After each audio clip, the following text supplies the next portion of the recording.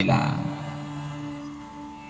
आज थक हैं सुदामा और थके होने के कारणवश आज सो गए रात में। लेकिन माँ जो पत्नी है सुशीला, पत्नी को नींद नहीं आई। क्यों? क्योंकि बच्चे भूखे सो रहे हैं। हमारे घर के जो माँ और जो पिता है ना, ये हमारा भविष्य है महाराज।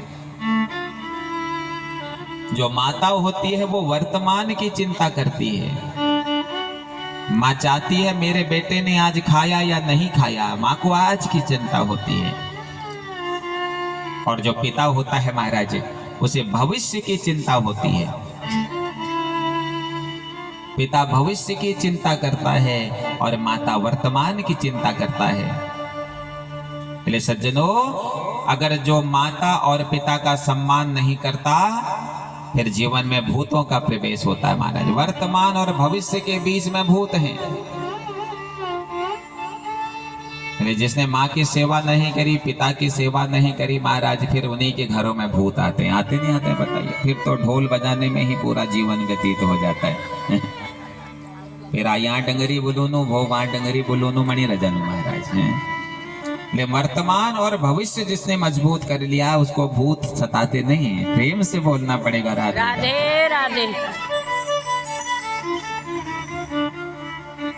आज सुशीला को नींद नहीं आई है। सुशीला सोच रही है कि मेरे बच्चे भूखे सो रहे हैं। और सज्जनों, सुदामा जी को नींद आ गई। जैसे ही रात्रि काल का समय प्रारंभ हुआ तो सुदामा जी जोर जोर से कहने लगे, अरे कृष्ण, अरे द्वारिकाधीश, अरे मेरे बचपन के मित्र, अरे तू कहाँ है? सुशीला ने सुन लिया। सुबह जब सुदामा जी उठे हैं, सुदामा जी ने स्नान किया। स्नान करने के बाद सुदामा जी जैसे ही घर से जा रहे थे तो सुशीला ने रोक दिया। एक बात बताओ महाराज, क्या वास्तव में तुम्हारे मित्र द्वारिकाधीश हैं?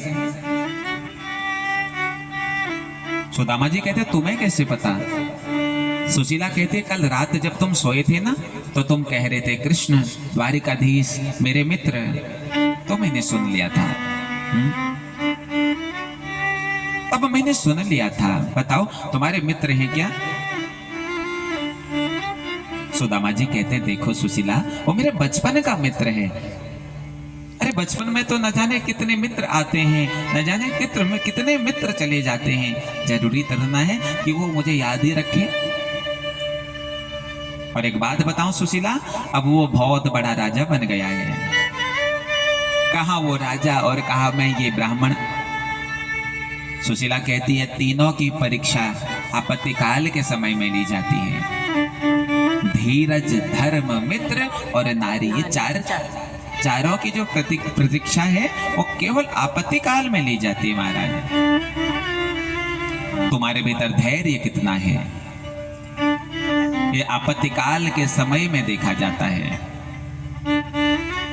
कौन तुम्हारा मित्र है महाराज, ये जब तुम कष्ट में होते हो तब पता चलता है। धन के तो सब मित्र हो जाते हैं, धन के तो सब मित्र हैं, माया के तो सब मित्र हैं महाराज, नहीं? लेकिन जो कष्ट के समय में साथ दे, वही हमारा वास्तविक मित्र है। और जो नारी है ना, उसकी परीक्षा भी दुख के समय में ली जाती है। जब पति पर कष्ट हो तो नारी साथ दे, तो वही श्रेष्ठ नारी है। तुम्हारा धैर्य हमने देख लिया। इतने बड़े राजा के मित्र होने के बाद भी आज तक तुमने व्यक्त नहीं किया कि तुम उनके मित्र हो, यानी तुम धैर्यवान हो।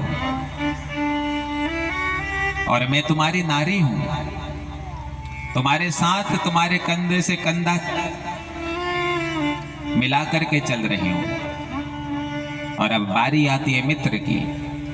एक बार जाकर के परीक्षा ले लो। औरन को धन चाहिए बावरे, बामन को धन केवल भिक्षा।